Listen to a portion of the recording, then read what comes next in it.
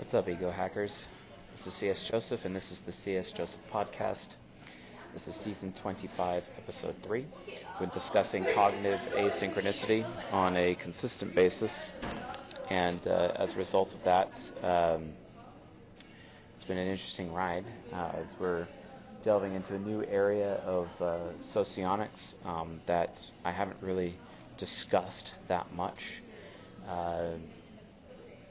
throughout the material.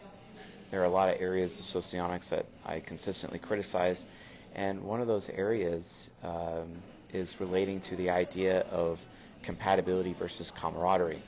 Socionics often claims that opposites attract. They have this thing called duality, and duality to them, for example, I'm an ENTP, my highest compatibility person according to socionics would be like an ISFJ, or with an ENTJ it would be an ISFP, or with an INTP it would be an ESFJ.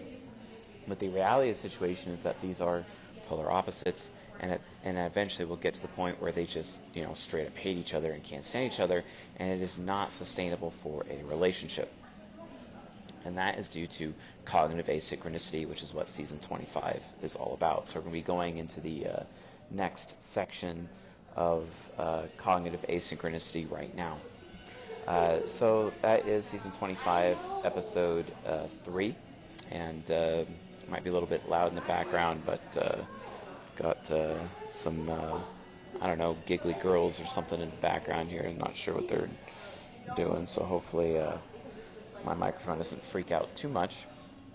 So and got the trusty whiteboard right here. What this is basically explaining.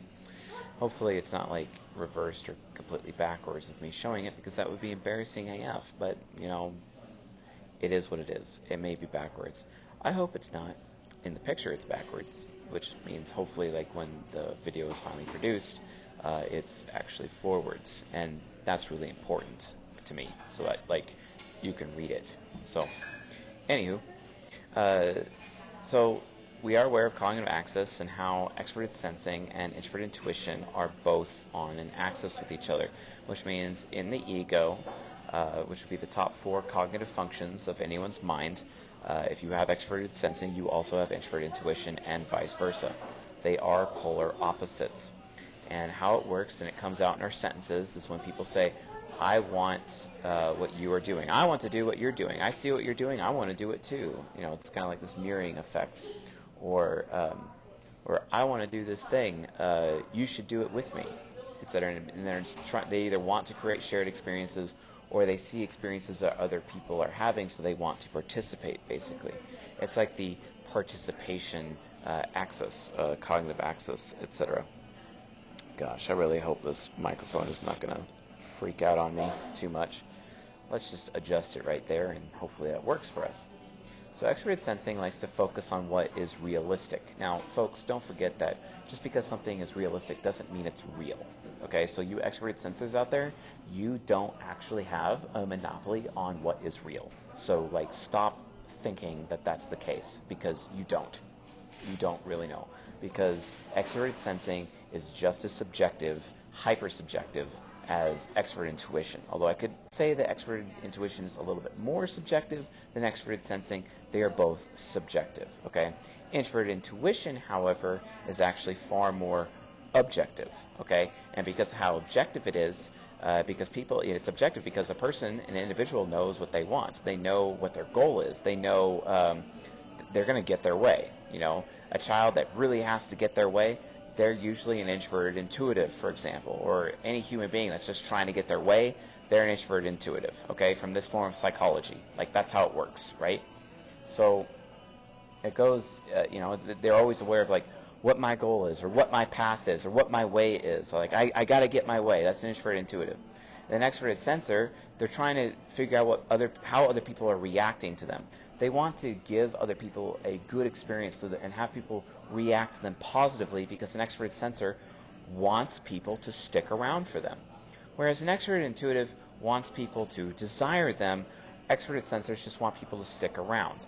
Why? It's because extroverted sensors have introverted intuition. They know they want to get their way, but sometimes when they get their way, when they get what they want, it creates bad experiences or bad consequences for other people around them, which can cause those people to not want to stick around or not want to be around them when the extroverted sensor exercises their own introvert intuition, freedom of choice. So the difference is that this is why, like SP types, they have no idea what the consequences of their actions are. They assume they know because they know how things react to them, but that doesn't mean they actually know the consequences of the long-term effects. They see the immediate effects, which are the reactions, but the long-term effects is extrovert intuition, which are also known as consequences. So it's reactions versus consequences.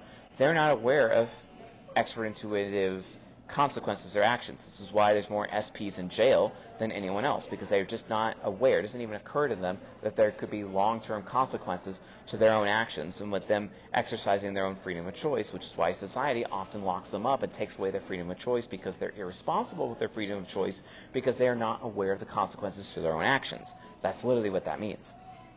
So, because to them, they're just focusing on realism. They're focusing on the extrovert sensing, the realism, and they just don't really get it, okay? And the immediate reactions. And they assume that immediate reactions, are the same thing as long-term consequences, when it is not the case. So, but what they need is people to be willing to stick around even when they exercise their free will. Because when they exercise their introvert intuition free will, because that's what introvert intuition is, it's free will. It's literally what free will is. It's cognitively speaking, psychically speaking, that they just don't get it. They don't understand that, like, when they exercise their own free will, they could be potentially creating a mess of consequences for other people to clean up. They're literally creating obstacles. They're creating responsibilities for others every time they exercise their personal freedom. All introverted intuitives behave this way. So that's why they need to have SI users to be willing to stick around the extroverted sensors so that they can have the opportunity to exercise their personal freedom, right? And that's why SPs end up being in compatible relationships with high SI users, from a compatibility standpoint. But compatibility, like what we've been talking about, carries the risk of enabling. People can be enabled. They could also create the risk of codependency, whereas SE and I users can end up being in codependent, enabling relationships or friendships or sexual relationships with SI and E users. That's a problem, okay? And they're not really going to see it. So what they need is someone with high camaraderie, a second pair of eyes, to come to that person who's in a codependent, abusive, enabling relationship, right? And not enable them. Because that's what camaraderie is for. Camaraderie is your opposites. It doesn't mean opposites attract. They are your opposites to provide you challenge, so you don't end up leading a codependent, enabling-ridden life, where you basically are putting shackles on yourself for the sake of compatibility, because you probably put your high compatible partner on a pedestal. I've done this multiple times. I'll even admit that I put Andy Andrea on a pedestal. It was very beta of me. I regret doing it. I'll never do it again. I learned a valuable lesson. I'm very thankful for having that relationship with her, as short-lived as it was. We never had sex. We only went out on one date, and I maintain that she, tried to harm me personally on multiple occasions. But I learned some extremely valuable lessons that helped me develop ways of living for my introverted sensing self, and helped me develop personal standards and higher personal boundaries, and as a result, I'm a better person. Also, that pain in my life has enabled me to help other people there. But I had my friends who had super high camaraderie with me at the time, who were in my own quadra, come up to me and tell me that I was being an idiot for being in a relationship with a woman like that. And I'm very thankful, because they were like, oh, we're not going to enable you. You're in a codependent situation. You need to get out. You're putting her on a pedestal. No man should be putting any woman on a pedestal. That's bullshit. You need to seriously get out of that situation. It's very unhealthy. And I'm very thankful they did. It was awesome. And I'm so thankful to have friends like that who have been there for me consistently, right? And it's no different for anyone else. Really, it's no different. So, and that's the value. That's the true value of cognitive asynchronicity. It really helps you come to understand yourself in a different way. And like I said, you really want to identify, people around you who are your own type, and hopefully they're more successful than you are. Hopefully they're older than you are. Obviously, you should not have a sexual relationship with someone who is, a comrade or has high camaraderie with you. You shouldn't do that. That's like horrible. It's like having two painters trying to paint each other, or having two canvases just standing there staring at each other in a room. There's nothing happening. You need one painter, aka an extroverted sensor, and one canvas, one introverted sensor, to have an amazing sexual relationship. You're not going to find that in cognitive asynchronicity. You will find that in cognitive synchronicity, also known as compatibility. And I outline what that looks like in Season 5. It's called Cognitive Synchronicity, Season 5. It's a playlist here on this YouTube channel, or you can find it on the podcast in any which way, etc. You can also learn a lot more about that on the Cutting Edge podcast, which is available to members at csjoseph.life/members. It's only $29 a month, and I'm telling you folks, there is years, literally years of content in there.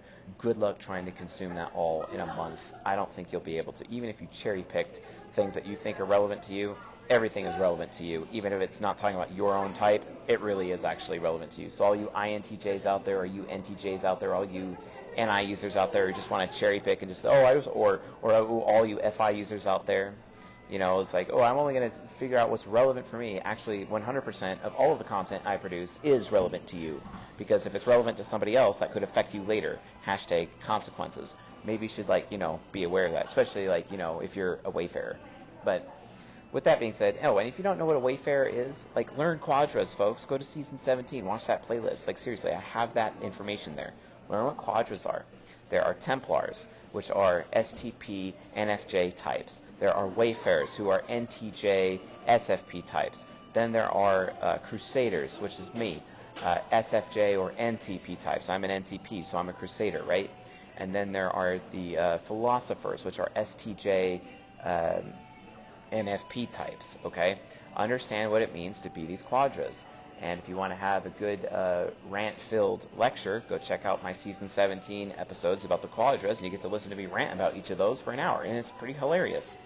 So anyway, the point is, it's super important to understand these dichotomies. Socionics will try to tell you that, these polar opposites attract, this is really good for your sexual relationships. No, that's wrong. But it is great for learning. It's really great for you to engage in mastery. Again, follow the Tony Robbins model. Interview or get to know other people who are super successful and utilize their techniques and strategies in your own life so you can be a successful tool. However, what I would say, take that another step. Find people who have the same cognitive functions as you, so people within your own quadra, or find people of your same type, basically, and then come to learn and understand from them. Become their student. All of you out there, if you're watching this video, you need to humble yourself and get yourself to the point where you're willing to be a student, okay? Become a student, become who you are, etc., as a student, and then as a result of understanding that and coming to know yourself in that way, you might actually be able to be successful in life a lot faster. Why? Well, guess what? The nuclear family, there's not enough psyches available in the nuclear family. If you have two parents and maybe a brother and a sister or something, that's not enough psychology for you to learn anything. You need to be surrounded, as a child, you need to be surrounded by adults consistently of all of the 16 types, because you will develop faster. Why does it take men till 27 to develop when they used to develop at 15? It's because there's a lack of psyches available to them growing up. And that takes a lot longer for people to reach manhood, womanhood, all these things. On top of the fact that the cult of the mature masculine and the cartel of the mature feminine basically no longer exist in culture nowadays, which makes it even worse. However, in the past, hundreds of years ago, etc., people had really, really big families. They had the benefit of having all these different psychologies around them. They would learn a lot faster, which means that they were able to be fully grown mentally by the time they're 14, 15 years old. And that was normal, and that was consistent, and they were respected as such, okay? But you won't find that today. So what you have to do now is in order for you to be successful, in order for you to fast track yourself to the way to success and personal growth in your life, what you have to do is find people with high camaraderie. Find people who have cognitive asynchronicity with you, and humble yourself to the point where you are willing to listen. Listening means, like Templars assume that listening means, if you're listening to me, you're hearing me and you're doing what I say. That's what listening means, listening to them, basically.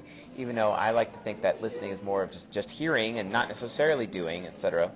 So like there's a colloquialism in there, but with the colloquial language, etc. And please, folks, if you don't understand like the words that I'm saying, please bother to go to dictionary.com and like look up the word colloquial.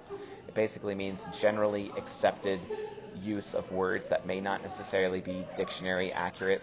When I speak words, I try at least 80% of the time to make sure that I am following the actual dictionary definitions. And no, I'm not a fan of Webster's. I think Webster's sucks. I prefer dictionary.com personally. I think Webster's has like a lot of these interpolated bullshit definitions for words, and I think changing the definitions of words over time to fit the primary social order of this society is absolute bullshit. So like, don't do it. Anywho, so extroverted sensing versus introverted intuition. Extroverted sensors try to, SE parents, SE heroes, try to maximize, learning how to take risks, their NI, so that they can have awesome stories to tell, to create shared experiences, to gain and mine positive reactions from other people. Whereas high introverted intuitives, they're trying to like not give people a bad experience so that they can exercise more of their personal freedom. They're worried about creating bad consequences for other people. So they really, really highly value their personal freedom. So they're less willing to give other people a bad experience because they want people to stick around, etc. So then they end up, utilizing their personal freedom kind of in a more responsible or even a secretive manner because they don't want to be off-putting to other people. Whereas SPs, they just don't care about that.